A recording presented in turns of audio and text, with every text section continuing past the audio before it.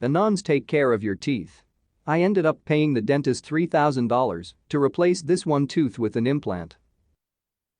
Quintessential British teeth. I have to go to the dentist and I've been delaying it. I have some white yellowy shit on 3 of them.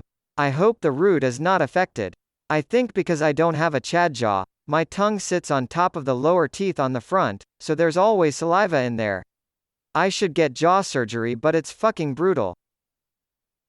I'm going to have every tooth of mine replaced when I make it, so I don't ever have to brush. Tell me you're British, without telling me you're British. My teeth have always been brittle as fuck. Had to get 3 bridges in, a couple of years ago because I'm too much of a pussy to let them drill a hole in my jaw for implants. The procedure cost $12,000, but I worked for a dental office at the time, so thankfully their insurance cut it to $3,000. I quit like a month afterwards. LMAO. I hardly brush, rarely floss, and never get cavities. Brushing and flossing too much will destroy your teeth. That's how they make money. But I do need braces. I can smell your breath from here. My schizophrenic friend is on the autistic manchild diet, nothing but junk food and soft drinks.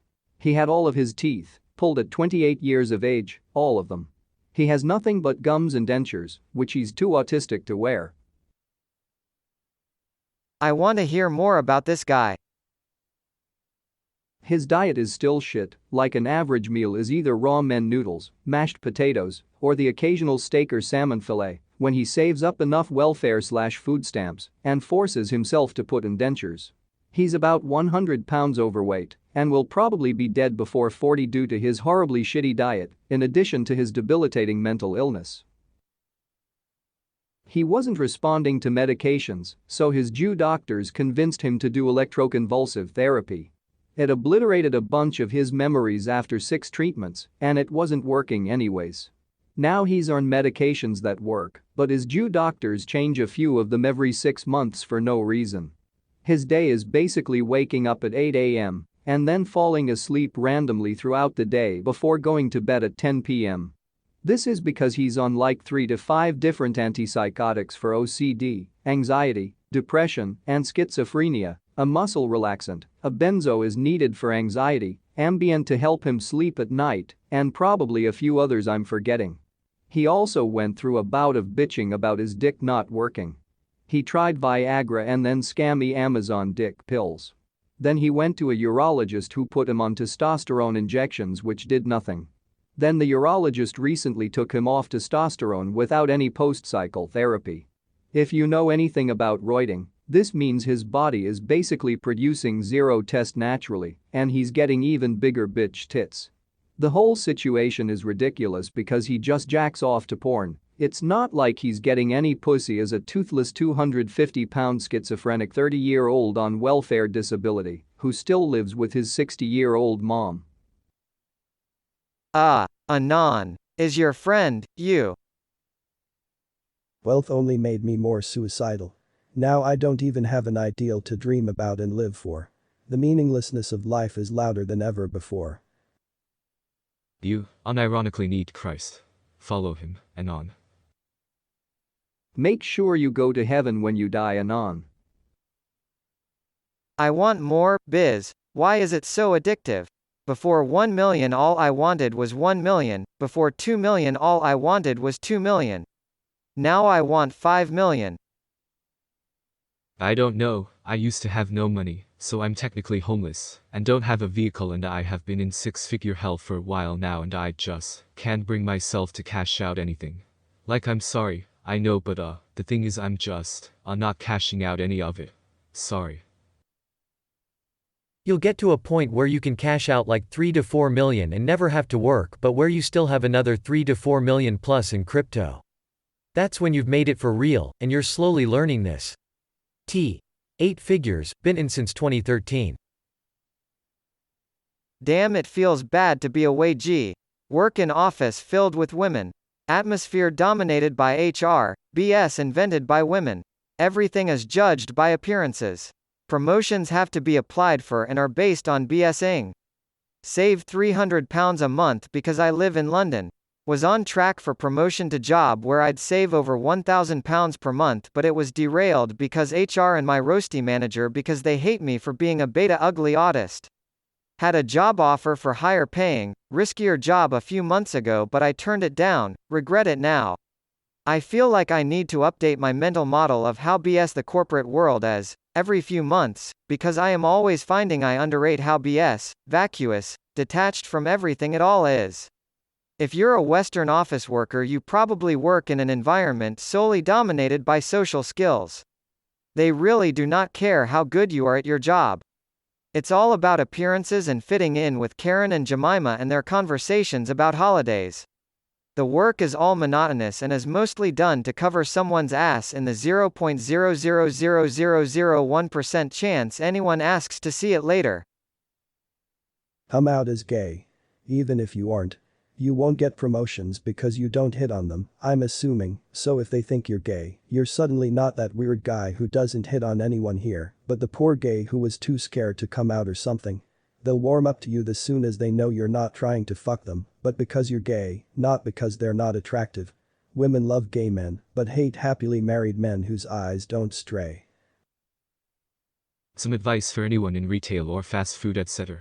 Get out of any industry that is under £22,000 a year. Honestly, I earn £24,000 now, which is pretty low, but I now have a comfy work from home job, where I can browse 4chan and read books for most of the day, with only 2 to 3 hours dedicated to actual work. I used to work in a shop for minimum wage, and the work was much harder. Bullshit your way into an office job and you'll be sweet. I had an assessment center recently, and I aced the coffee talk one-on-one interview and the group exercise purely because I wasn't a bumbling autist. I spent the 20 minutes during the one-on-one interview just talking to the roasty HR lady about the fact that I worked in a town she used to live in. LOL. I knew virtually nothing about the company, but still managed to nearly land the role. The only person who locked onto the fact that I was bullshitting my way through everything was the only male interviewer. If you have an ounce of personality or charisma, you can literally glide your way into most STEM positions. You need to work on your social skills and on. The quickest way you could do it would be to get the most normie part-time job you could think of, working in a bar. If you live in London, it'll be easier than it would be in other part of the country. Join boxing, Muay Thai, or Ma Gym. If you can find the time, it does wonders for your self-esteem. Because you know you'll be able to knock fuckers out cold with a year plus of training, and roasties absolutely love it. I worked as a business analyst at a consumer company when I was young, mostly healthcare, hygiene products like toothpaste, deodorant, etc. It was 100% BS. I was on an innovation team where we just bullshit new ways to innovate. 9 out of 10 people had the title manager, but managed no one. We all spend our days making slideshows about new hoops everyone at the company could jump through. We probably did more harm than good. Later I got a computer engineering degree and worked at a big internet company, but that was much better. It wasn't smarts or skill, but just the ability to get shit done, deploy stuff, figure out things, etc. that was valued. I got a lot of promotions down the technical track, lots of stock bonuses, which I plowed straight into the crypto for the past 5 years, so this year I was able to retire at 31 and finally beat the rat race. Although it wasn't 100% perfect, there was a lot of sandbagging difficulty of tasks, taking credit for other people's work, etc. But tech is much better than what I hear in other industries from my friends. The corporate world is total horse shit. I do half the work my co-workers do, yet I get the maximum discretional pay rise every year, and I've been promoted twice in 3 years. I am just a likable guy that is attractive. I work from home and do maybe 3 hours work in a 36.5-hour week. My friend works his ass off, does most of the complicated research jobs we get assigned. He ends up with a 1% pay rise, and would get passed over in a promotion in favor of me, if we both went for it. My advice to office wages: don't do your job, do only the important jobs that management care about and make them look good. If you can make your boss look good to the higher ups, they are going to give you that fat pay rise, even if you have done nothing else all week. Working your ass off to secure that promotion is probably not going to pay off. Ride the waves, flirt with the HR girls, but be obviously unavailable. I'm married so perfect, get out of jail free, get drunk at the office party, buy your boss beer, do only the work that gets you noticed, ignore the rest. Best of luck out there, way G's, we are going to make it. But only if you sink all your spare cash into blue chip crypto. Started new job. Admin role in office of fashion organization. Oh, it's actually customer service by email and phone. Staff in store fuck everything up and it all comes onto me to solve. Been there for 2 weeks so far and already want to quit and go back on benefits. Have no time to do anything anymore. Spend all of my free time thinking about the stress of the week. Fuck. Fuck. Fuck. Fuck.